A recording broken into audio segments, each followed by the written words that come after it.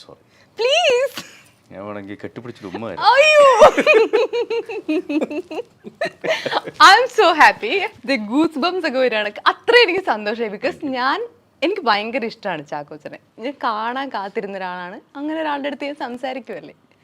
So എന്തൊക്കെയാണ് ചാക്കോച്ച വിശേഷങ്ങൾ? നല്ല വിശേഷങ്ങൾ. ഓണമാണ്, അപ്പോൾ അതിൻ്റെ ഒരു സന്തോഷവും ഒരു എക്സൈറ്റ്മെൻറ്റും എന്ന് വെച്ചാൽ 2-3 കാര്യങ്ങൾ കൊണ്ടാണ്. ഒന്ന്, എന്നാത്താൻ കേസോട് എന്ന് പറഞ്ഞ സിനിമ നന്നായിട്ട് തിയേറ്ററുകളിൽ ഇപ്പോഴും പോകുന്നു.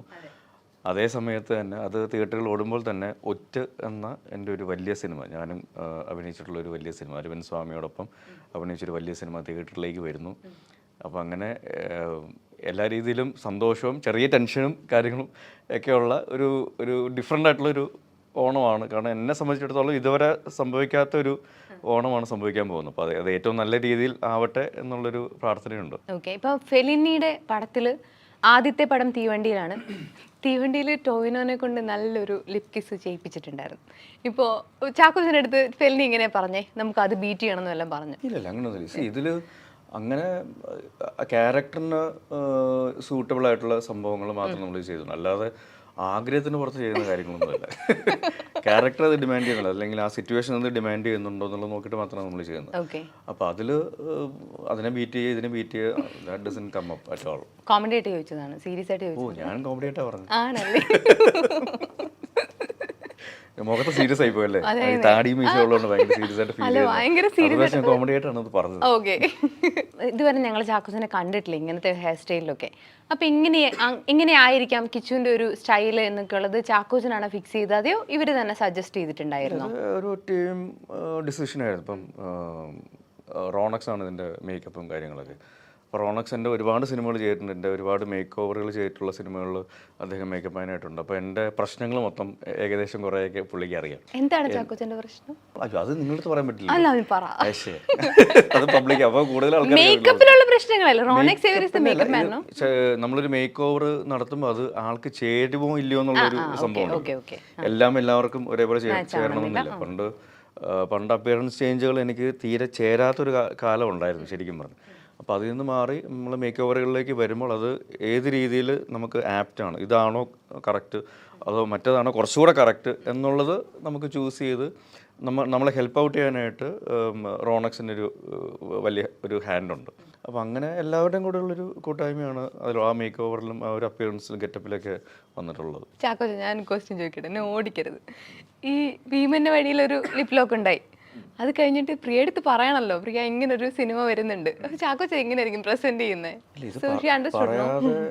പറയാതെ ചെയ്യാൻ എനിക്ക് പറ്റത്തില്ലല്ലോ. ഇത് പ്രസന്റ് ചെയ്യണം. 2 പടങ്ങളിൽ ഇത് ചെയ്യാൻ ലൈസൻസ് തന്നിട്ടുണ്ട്. ഏതെങ്കിലും 2 പടത്തിൽ നിന്നാണ് പറഞ്ഞത്? അയ്യോ, ഇപ്പൊ കഴിഞ്ഞോ? അങ്ങനെ പറയല്ലേ, ഞങ്ങൾ ഇങ്ങനെ ഒന്ന് ആസ്വദിച്ച് വരുവായിരുന്നു. അത്ര ആസ്വാദനം മതി എന്നാണ് ഭാര്യ പറയുന്നത്. ഞങ്ങളൊക്കെ ഇൻഡസ്ട്രി വരുമ്പോ എന്ത് ചെയ്യും? ആദ്യമായിട്ട് ഇന്റർവ്യൂ ചെയ്യുന്ന പെണ്ണിനെ ലിപ് ലോക്ക് ചെയ്യേണ്ടി വരും. അപ്പൊ അങ്ങനെയാണ്. അപ്പം ഈ 2 പടത്തിനാണ് പെർമിഷൻ തന്നിരുന്നത്. ലൈസൻസ് കഴിഞ്ഞു, കട്ട്.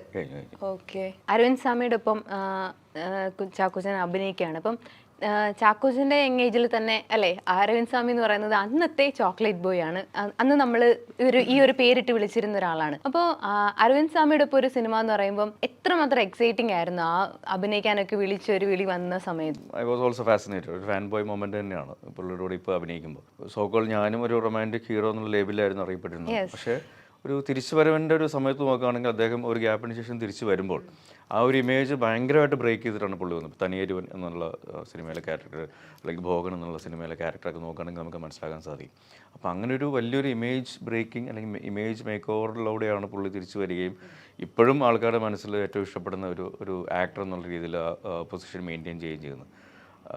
എന്നെ സംബന്ധിച്ചിടത്തോളം ഒരു ഓവർനൈറ്റ് ആയിട്ടുള്ളൊരു ഇമേജ് മേക്ക് ഓവർ അല്ലെങ്കിൽ പോലും ഒരു സ്ലോ പ്രോസസ്സായിരുന്നു.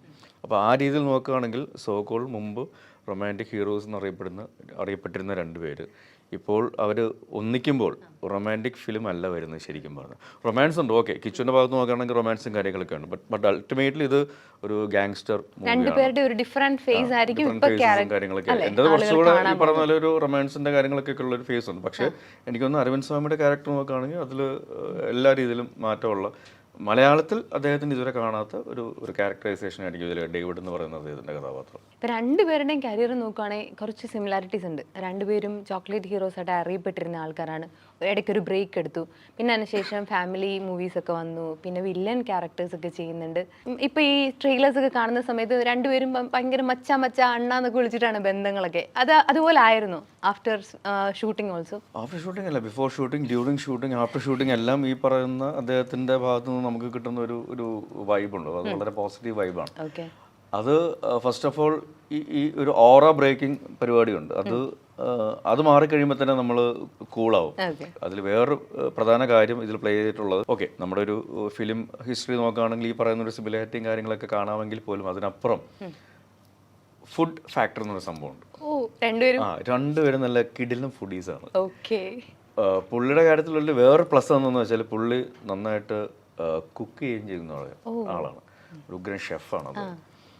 അപ്പം ബോംബെയിൽ ഷൂട്ടിംഗ് തുടങ്ങി കഴിയുമ്പോൾ ബോംബെയിൽ പുള്ളി അർമാദിച്ച് നടന്നിട്ടുള്ള ഒരാളാണ്. അപ്പം ബോംബെയുടെ മുക്കും മൂലയും എല്ലാം അറിയാം. എവിടെയാണ് ഏറ്റവും നല്ല ടൈപ്പ് ഓഫ് ക്യൂസിൻ കിട്ടുന്നത്, ഏത് ടൈപ്പ് ഓഫ് ക്യൂസിൻ എവിടെ, എങ്ങനെ, എപ്പോൾ, എന്ത് എന്നുള്ള ഇതിനെ പറ്റി പുള്ളി ഒരു എൻസൈക്ലോപീഡിയാണ് അവിടെ തന്നെ.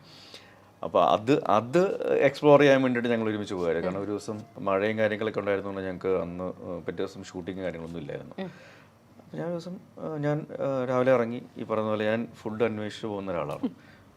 ഇങ്ങനെ പുറത്തോട്ട് ഇറങ്ങി നടന്ന് ഫുഡ് കിട്ടുന്ന സ്ഥലമൊക്കെ അന്വേഷിച്ച് ഇങ്ങനെ പോകാൻ നേരത്ത് ഫോൺ വന്നു. അരവിന്ദ് സ്വാമിയാണ് അദ്ദേഹമാണ്. എവിടെയാണ്? പുള്ളി എന്നെ സർജി എന്നൊക്കെ വിളിക്കുന്നത്. എന്നെയാണ് പുള്ളി ബഹുമാനിക്കുന്നത്. ഞാൻ അങ്ങോട്ട് കൊടുക്കുന്നതിനേക്കാളും കൂടുതൽ ബഹുമാനം അദ്ദേഹം എനിക്ക്.